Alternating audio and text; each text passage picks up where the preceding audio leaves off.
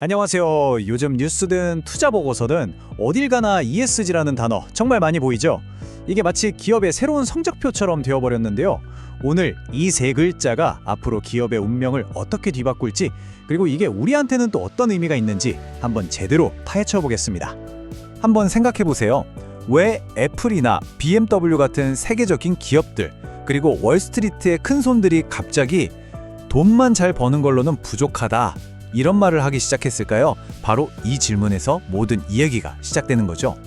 자, 오늘 우리가 어떤 순서로 이야기를 풀어나갈 거냐면요. 먼저 큰 그림부터 볼 겁니다. ESG가 도대체 뭔지, 그리고 왜 이게 전 세계적인 대세가 됐는지를 살펴본 다음에요. 현미경을 딱 들고 우리나라 반도체 거인 삼성전자와 SK하이닉스의 아주 흥미진진한 ESG 대결을 깊숙이 들여다볼 겁니다. 그리고 마지막엔 다시 시야를 넓혀서 이 모든 흐름이 비즈니스의 판도를 어떻게 바꾸고 있는지 정리해 보겠습니다. 그럼 가장 기본부터 확실하게 짚고 넘어가죠. ESG, 도대체 무슨 뜻일까요? 그냥 잠깐 스쳐 지나가는 유행어 같지만요. 그 속에는 비즈니스의 미래를 통째로 뒤흔들 아주 강력한 힘이 숨어 있습니다. ESG는 환경, 즉 environment, 사회, 소셜, 그리고 지배구조, 거버넌스의 첫 글자를 딴 말인데요. 아주 쉽게 말해서 기업의 종합 건강검진표 같은 거예요. 예전에는 매출이나 이익 같은 재무 성적만 봤다면 이제는 이 기업이 얼마나 환경을 생각하는지, 사회에 얼마나 기여하는지, 또 얼마나 투명하게 운영되는지 같은 비재무적인 건강 상태까지 샅샅이 들여다보겠다는 거죠. 아니 근데 왜 하필 지금일까요? 왜 갑자기 전 세계가 이렇게 ESG를 외치게 된 걸까요? 여기에는 말이죠. 기업들을 그냥 사방에서 꽉 조여오는 세 가지 거대한 힘이 작용하고 있습니다. 압박이 정말 사방에서 들어옵니다. 우선 돈줄을 쥔 투자자들이 ESG 제대로 안 하는 기업엔 투자 안 할 거야 라면서 으름장을 놓고요. 각국 정부는 법으로 ESG 정보를 공개하라고 강제하고 있죠. 그런데 어쩌면 가장 무서운 건 바로 고객사, 그러니까 갑의 위치에 있는 글로벌 대기업들입니다. 이들이 자기 협력업체들한테 ESG 성적표 가져와 라고 요구하기 시작한 겁니다. 이 표를 한번 보세요. 이게 얼마나 현실적인 위협인지 확 와닿으실 겁니다. 애플이나 BMW 같은 회사가 우리 기준 못 맞추면 거래 끊을 수도 있어 라고 선언하는 순간 그 아래에 있는 수많은 협력업체들은 그야말로 생존의 기로에 서게 되는 거죠. 이건 그냥 착한 기업이 됩시다 하는 캠페인이 아니라 당장 내일의 계약이 걸린 아주 절박한 문제가 된 겁니다.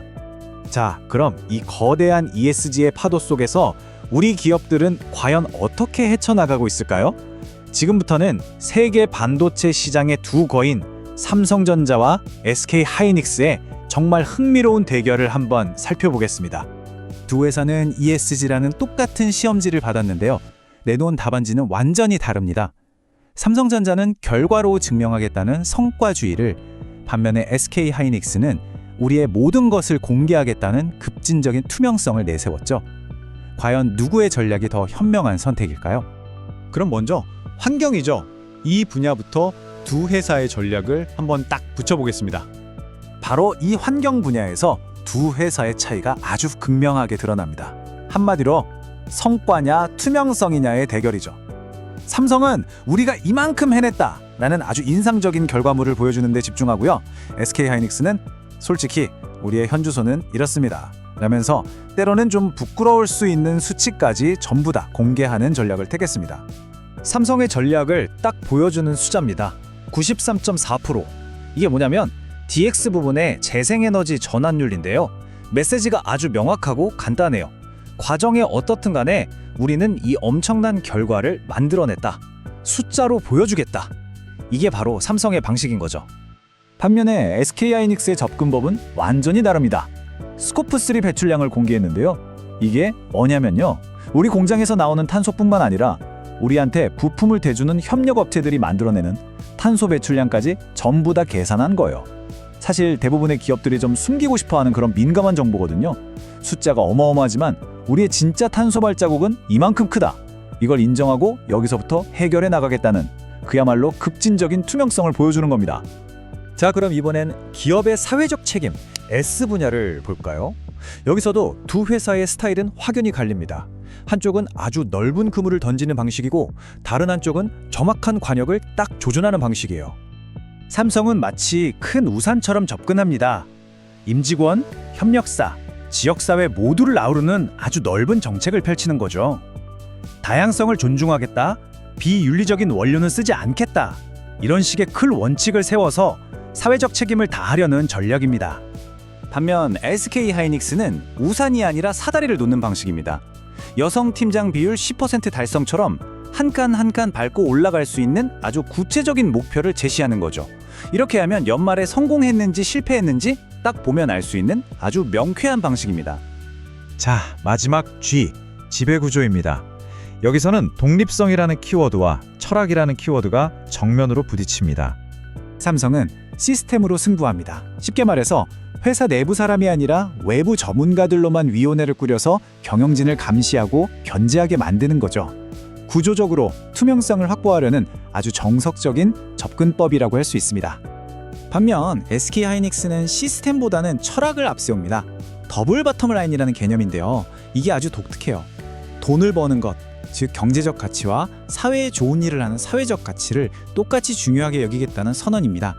이 철학 자체가 회사의 모든 의사결정을 이끄는 북극성 역할을 하는 셈이죠. 자, 지금까지 두 기업의 사례를 정말 깊숙이 들여다봤는데요.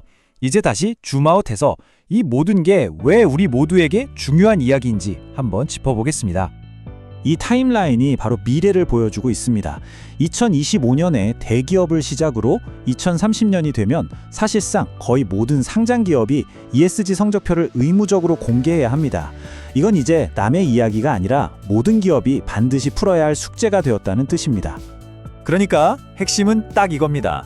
ESG는 과거에 하면 좋은 것 정도였다면 이제는 사업을 하기 위한 근본적인 필수 요건으로 완전히 바뀌고 있다는 거죠.